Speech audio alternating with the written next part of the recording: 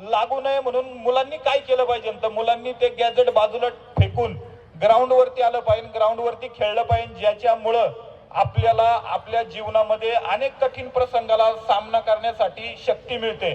कारण एखादा खेळाडू, कुठलाही खेळाडू असू द्या, तो ज्या वेळेस ग्राउंड वरती खेळतो आणि समाजात मोठा होतो, त्यानंतर त्याला जीवनात येणाऱ्या प्रत्येक अडी अडचणीवरती तो मात करतो, कारण त्याला माहित असतं त्याच्या ध्येयापर्यंत पोहोचण्यासाठी त्याला काय करायचंय। ह्या सर्व गोष्टी तुम्हाला खेळामधून मिळतात। मुलांना इथून घरी गेल्यानंतर मी तुम्हाला 2 गोष्टी वाचण्यासाठी प्रोत्साहित करेन। एक आहे आपली व्हॉलीबॉल खेळाडू होती, राष्ट्रीय खेळाडू होती, दोन्ही गोष्टी ट्रेन मधल्या। एक होती अरुणिमा सिन्हा, ज्या मुलीने व्हॉलीबॉल स्पर्धेसाठी ती ट्रेन मधून चाललेली असताना काही चोरीच्या उद्देशाने ट्रेन मध्ये घुसलेले दरोडेखोर ज्यांनी तिला ट्रेनच्या बाहेर फेकून दिलं आणि ते फेकून दिल्यानंतर तिने एक पाय गमावला आणि तिचं पुढचं स्वप्न अपुरं राहिलं। तिला असं वाटलं की आपल्याला आता काय करता येणार नाही, परंतु ती खचली नाही, कारण ती खेळाडू होती। त्यानंतर एका पायाने, आज तुम्ही जर का गुगल सर्च केलं किंवा घरी गेल्यानंतर पाहिलं तर त्या मुलीने एका पायाने अपंग असताना त्या मुलीने माउंट एव्हरेस्ट, जगातील सर्वात उंच शिखर, एका भारतीय अपंग महिलेने सर करण्याचा फर्स्ट वुमन असेल ती, मला वाटतं फर्स्ट वुमन आहे ती, जिने माउंट एव्हरेस्ट सारखं अतिशय उच्च शिखर गाठण्याचा पराक्रम केला। का तर ती खेळाडू होती। आणि दुसरा असा किस्सा आहे, संदीप सिंग म्हणून आपला एक हॉकीपटू आहे, त्याचंही ट्रेनमध्ये कुठल्या राष्ट्रीय स्पर्धेसाठी जात असताना त्याला कमरेमध्ये गोळी लागली होती, कारण एक गार्ड त्याची बंदूक साफसफाई करत असताना ती गोळी अचानक सुटली आणि त्याला लागली। त्यानंतर 2 वर्ष खडतर अशा परिश्रमानंतर त्याने भारताला वर्ल्ड चॅम्पियन बनवलं आणि भारताचा कॅप्टन झाला। ह्या दोन्ही गोष्टी तुम्ही वाचल्या पाहिजे, कारण ते करत असताना त्याच्या मागचा खेळाडूचा जो भावना असती, खेळाडूला त्याचं ध्येय गाठायची जी इच्छा शक्ती असते ती खेळातून प्रेरित होती।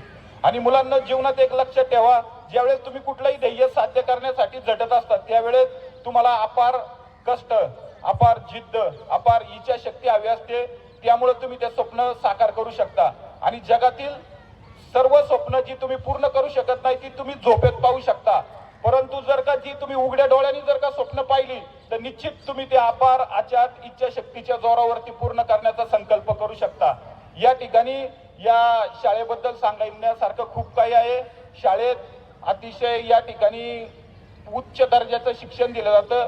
पूर्वी आमच्या काळेवाडीमध्ये म्हणजे 80-90च्या काळामध्ये 1, 2, 3, 4 अशा 2-3च शाळा होत्या ज्या आपण बोटावरती मोजू शकत होतो, पण आज असंख्य अशा काळेवाडीमध्ये इंग्लिश मीडियम असतील किंवा मराठी मीडियम शाळा असतील।